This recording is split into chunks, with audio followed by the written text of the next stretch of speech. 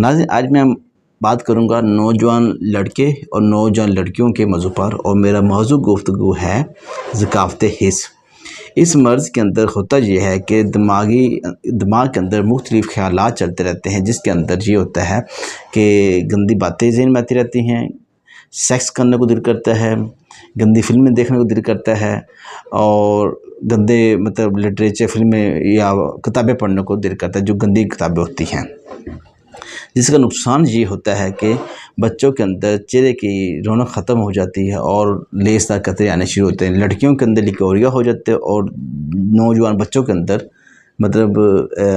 جریان وغیرہ لیسدار قطرے آنے شروع ہو جاتے ہیں، جس کا نقصان یہ ہوتا ہے کہ ذہن کے اندر ذہنی انتشار، مختلف خیالات آتے رہتے ہیں۔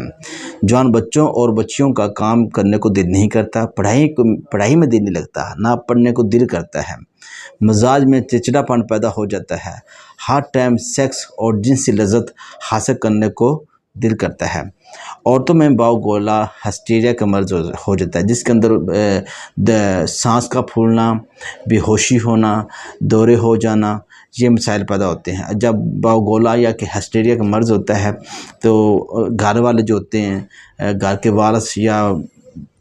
گھر کا کوئی بڑے عورتیں جو ہوتی ہیں، وہ یہ سمجھتی ہیں کہ ہماری بچی کو کوئی دماغی مسئلہ بن گیا ہے یا کوئی مرگی کا مسئلہ ہو گیا ہے۔ 100% یہ نہیں ہوتا۔ باوگولے کا مطلب یہ ہے کہ جوان بچیاں جو بڑی ہو جاتی ہیں، جن کی جلدی شادی نہیں ہوتی اور ان کا دل کرتا ہے جنسی لذت حاصل کرنے کو، ان کی لذت حاصل نہیں ہوتی، اس کی وجہ سے یہ مسائل پیدا ہوتا ہے، باوگولا ہسٹیریا مطلب۔ تو ناظرین یہ اس مرض کا جو سبب ہے،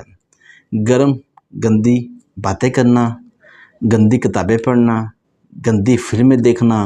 نوجوان لڑکوں کا عورتوں کے اندر بیٹھنا، اور نوجوان لڑکیوں کا لڑکوں کے اندر یا بڑے آدمیوں کے بیچ میں بیٹھنا اس مرض کا سبب بنتا ہے۔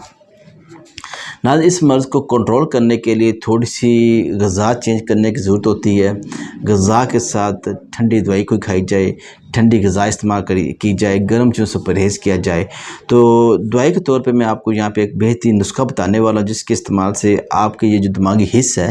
یہ کنٹرول ہو جائے گی، اور یہ خیالات آنا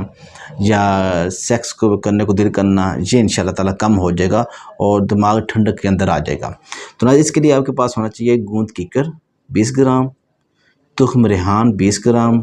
سندر سفید 20 گرام، سندر سرخ 20 گرام، کشنیز 10 گرام، گوزبان 20 گرام۔ ان تمام چیزوں کو آپ لے لیں جیسا کہ میں نے وزن بتایا ہے، اس وزن کے مطابق، اور آپ ان چیزوں کو بریک کر لیں، صبح دوپہر شام دودھ کی لسی بنا لیں، اس کے ساتھ لے لیں، شربت بزوری کے ساتھ لے لیں، تازے پانی کے ساتھ لے لیں، 3 ٹائم صبح دوپہر شام آدھے چمچے آپ کھائیں۔ اس کے ساتھ گرم چیزوں سے آپ پرہیز کریں، جس کے اندر گرم چیزیں کریلے، بینگن، پالک، انڈا، سموسے، پکوڑے، فاسٹ فوڈ، یہ چیزیں آپ بند کر دیں، ٹھیک ہے۔ ٹھنڈے پھل کھائیں، جس میں گرما ٹھنڈا کر کے کھائیں، تربوز، خربوزہ، میٹھا سیب کھائیں، ٹھیک ہے۔ ملک شیک پئیں،